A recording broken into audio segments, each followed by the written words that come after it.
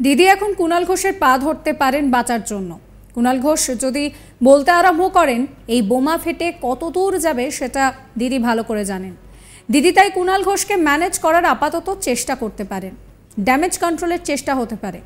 কুণাল ঘোষকে পদ থেকে সরিয়ে নেওয়ার জন্য মমতা বন্দ্যোপাধ্যায়কে বেনজির আক্রমণ অধীর চৌধুরী। তিনি বলেছেন যে কুণাল যাতে মুখ না খোলে তার জন্য খোদ মমতা বন্দ্যোপাধ্যায় তাঁর পা ধরতে পারেন এবং খুব স্বাভাবিকভাবেই এই পুরো বিষয়টাকে কেন্দ্র করে রাজনৈতিক যে তরজা সেই তরজা কিন্তু সামনে এসেছে।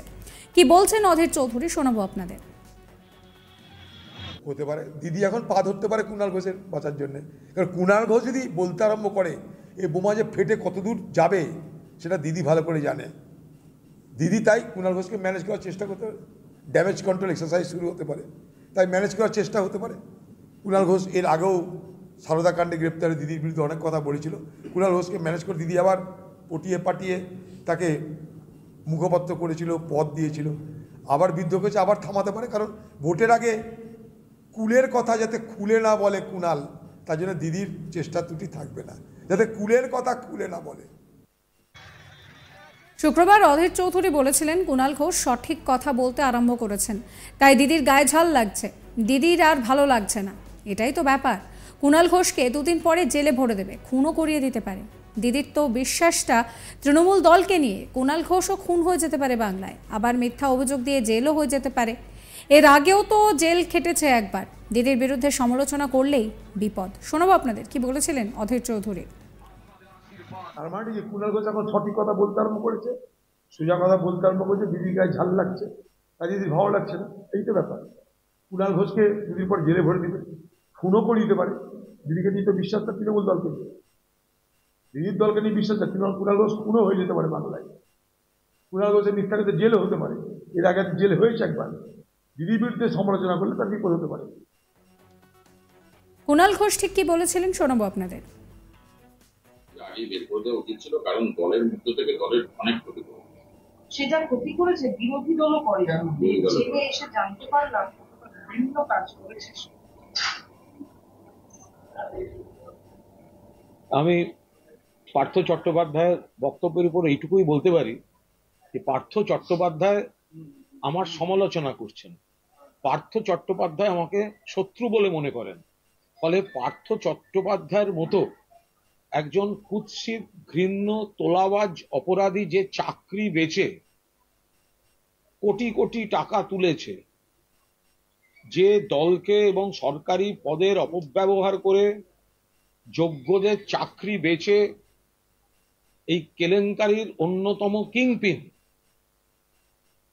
মাস্টার মাইন্ড, সে বলছে যে আমি শত্রু, অর্থাৎ দলের মধ্যে আমি তার শত্রু ছিলাম, সে আমাকে খারাপ চোখে দেখে। এটা তো আমার সততা, আমার সঠিক অবস্থান, আমার স্বচ্ছতা, আমার দলকে শুদ্ধিকরণের প্রক্রিয়ায় নেতৃত্বকে সহযোগিতা করার যে ভূমিকা, সেটাই প্রমাণিত হচ্ছে।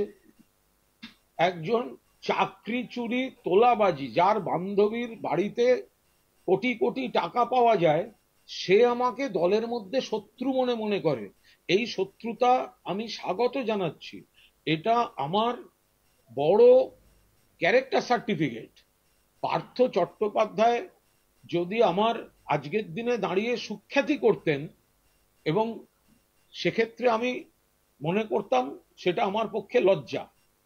পার্থ চট্টোপাধ্যায় তার বাড়িতে, তার বান্ধবীর বাড়িতে যে কোটি কোটি টাকা পাওয়া গিয়েছে, চাকরি বিক্রি করার টাকা, শিক্ষামন্ত্রীর পদে বসে চাকরি বিক্রি করার টাকা, সেই পার্থ চট্টোপাধ্যায় যদি কুণাল ঘোষকে শত্রু বলেন, প্রতিপক্ষ বলেন, খারাপ বলেন, তাহলে পার্টির মধ্যে কুণাল ঘোষ যে সঠিক পথে ছিল সেটা প্রমাণিত হয়। এই ক্যারেক্টার সার্টিফিকেট দেওয়ার জন্য আমি পার্থ চট্টোপাধ্যায়কে ধন্যবাদ এবং অভিনন্দন জানাচ্ছি। পার্থ চট্টোপাধ্যায় তার মতো চাকরি বেচার মাস্টার মাইন্ড, তিনি যদি আমাকে শত্রু বলেন, আমাকে তার অপছন্দের বলেন, সেটা তো ভালো কথা। তার মানে এই চাকরি বেচা পার্থ চট্টোপাধ্যায়, কোটি কোটি টাকার তোলাবাজির পার্থ চট্টোপাধ্যায় যে চক্রে কুণাল ঘোষ ছিল না, এবং এদের বিরোধিতা করে বলেই কুণাল ঘোষ যুগে যুগে খারাপ হয়, এটা তো আজকে প্রমাণিত। এখন দেখতে হবে পার্থদা যে এই আমাকে দুর্বল করার কথা বলছেন, তো সেটা উনি জেল থেকে কাউকে কাউকে খবর পাঠিয়ে এই ধরনের কাজ করাচ্ছেন কিনা, তো সেই প্রশ্নটাও তো আমাকে খতিয়ে দেখতে হবে। তাহলে এই নিয়ে আমার কলিগ গোপাল ঠাকুরের একটি রিপোর্ট দেখাবো।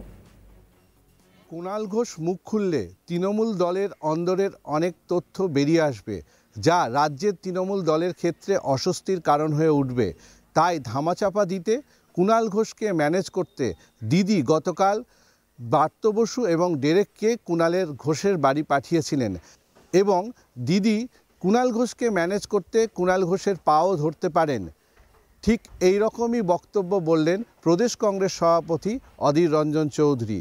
তিনি আরও বলেন যে কুণাল ঘোষ যেভাবে বলতে শুরু করেছে তা রীতিমতো বিস্ফোরক, এবং এই বিস্ফোরণ কতদূর যাবে দিদি তা নিজেও জানে।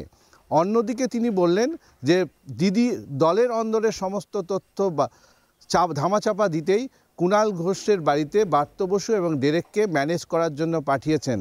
অর্থাৎ যে কুণাল ঘোষের মধ্যে তৃণমূল কংগ্রেসের যে মনোমালিন্য হয়েছিল, সেই মনোমালিন্যর মাধ্যমে কুণাল ঘোষ যে বিস্ফোরক মন্তব্য করতে চলেছিলেন কয়েকদিন ধরেই, সেই মন্তব্য জুড়ে দলের অন্দরের নানান তথ্য এবং গোপন তথ্য বেরিয়ে আসবে, সেই আশঙ্কাকে সামনে রেখেই অধীর রঞ্জন চৌধুরী এই বক্তব্য বলেন।